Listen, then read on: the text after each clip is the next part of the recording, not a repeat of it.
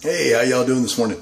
I thought I'd go ahead and make a barbecue pizza this morning. So, well, this morning it's about 10:30, 11 o'clock now. So, I thought I'd go ahead and make a barbecue pizza for lunch, and thought I'd show you guys how to make a barbecue pizza on a barbecue grill and make it come out really tasting good. I don't get into, making all the pizza by itself and all that. I mean, you can. Would love to do it myself, but I just happen to feel hungry. So I thought I'd throw pizza on the barbecue pit. But let me go ahead and show you guys what I got. Okay, you can see here what I've done is I've got just your basic garden variety tombstone pizza. And now it happens to be a sausage and pepperoni. I use my knife because whenever you take this pizza out of the package, what ends up happening is that, oh yeah, the pepperonis are like all on one side. So all I do is I just redistribute the pepperoni, not putting one in the middle because that one just gets cut up anyways and you lose little pieces.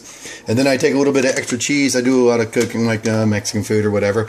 But I use the shredded cheddar jack cheese. You get like two of these 2.5 pound containers at Costco for like 13 bucks. So I just use a lot of it. That's what I happen to have. I just sprinkle a little bit extra on there to help hold the pepperoni in place and just make it, visually appeal a little bit better to the eye. And you can see that typically the yellow cheese on a pizza, they have two different cheeses typically on a traditional pizza. That'll be mozzarella and American. The yellow would be obviously the American, and that's just there for visual purposes, not for taste. Here's my well-seasoned barbecue pizza stone. I've got another one that I use for inside, and this one I use for outside. You never use soap on this because what happens is like a really porous, just raw ceramic. Flipping it over, you can kind of see the marks from the barbecue pit, whatever. But this is just like a raw piece of ceramic, and that's why you don't want to use soap when you clean it. Just use a scrubbing pad. Just scrub whatever's on there off. Yes, it's discolored. That's the juices from the pizza, whatever, soaking into it. However, if you put soap on there, it'll soak in, and then as it cooks, it'll come back up out of the pores. So you want to make sure you don't use soap on it. What I will use to help lubricate it, for lack of a better term, so that way the pizza will just slide off when it's done, is the cornmeal here. I use this cornmeal. Quite literally, all you do is you take a little pinch, about this much, and just enough to give a couple drops on here, just kind of like it would be salted, if you will. So that way the pizza doesn't stick to it. Now we'll go ahead and we'll jump out over to the barbecue pit and go from there. Okay, I'm out here on my grill right now. What I'm doing, I just turned the grill on. It's just starting to heat up. You might be able to see some of the flames going in here. I have it on my controls set all the way, so that way you can see that they're all the way up right now. I'm just trying to get that heat going. Get me a nice base of heat going. I'm going to go ahead and close the lid. What I'll be doing is I'll go ahead and here's the pizza. I'm going to go ahead and, it's on the cardboard still from where it was frozen. So I'm going to take it off, put a little bit of this on there. Excuse me while I do the close-up, while I try to move stuff around so I can do it for you. But, yeah, all I'm going to do now is grab some of the, you can see it just kind of lightly dust it. I'll put probably a little bit more than I normally would. But I just put a light dusting on there, if you can kind of see it, of the cornmeal. That's all you need. That's all you need.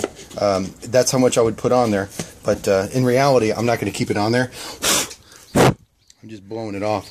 The reason being is that I'm going to put it on the grill, and I'm going to get it nice and hot on here first. And once it gets up to temperature, for me, temperature 300 degrees, that's fine. What I'll do is I'll get it up to temperature, then I'll go ahead and once again I'll put my cornmeal on there. Once I put the light dusting of cornmeal on there, I'll go ahead and I'll take the pizza, put it on there. It takes probably about 10 minutes for the pizza, and I'll open it probably 2 or 3 times just to look at it, and once I see that it's got that nice golden brown edge, maybe a little bit getting to the burn or whatever, I'll go ahead. But the reason why you want to do this is because the flavor that it gives the pizza. No, it's not a brick oven that I'm putting it in, but it gives the pizza a wonderful flavor. I mean, it gives it that really good kind of a smoky flavor, like it's a real expensive pizza. This is a $3.50 pizza that I bought that was frozen. I put a little extra cheese on there after I put the pepperoni in the right spots. I'm using a little bit of cornmeal, my gas grill, and a pizza stone, and that's all I'm doing. It makes it taste like a $13, $14 pizza from maybe one of those mom and pop shops. It's awesome.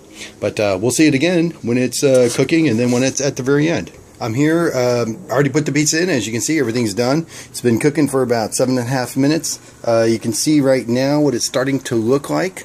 Looking like a real pizza, I guess. One thing I like to do is about halfway through, I like to try and turn it around a little bit. So that way, you know, if you have any hot spots, sorry, I'm covering up the camera. If you have any hot spots, what will end up happening is you get to move those around a little bit, so that way you get rid of that hot spot.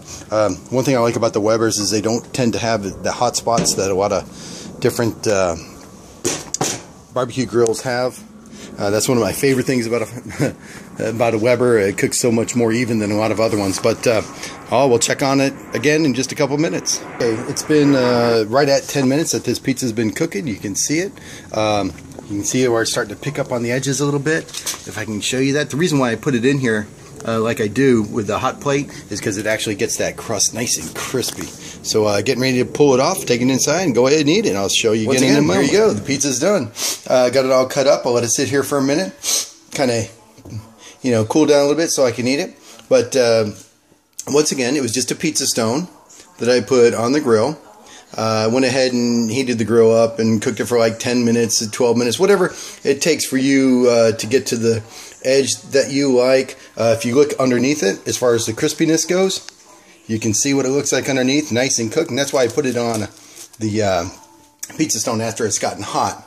I do that so it gets it nice and crispy, because I like that crispy crunch. If you didn't want that, you could go ahead and just throw it on a cold plate while it's in the barbecue, and obviously keeping it covered, and it would go ahead and not get it as crunchy. It'd be a little bit softer, but still get that kind of a smoky flavor that you get from a barbecue. I use a gas grill, but it still gives it that brick oven taste. It really does. It gives you that outdoor kind of barbecue-y taste that you just can't get inside in an oven, like a conventional oven like that. You just can't get the taste from that in here. You got to go out to the barbecue pit. All right, well, I hope y'all enjoy it, because I know I sure will.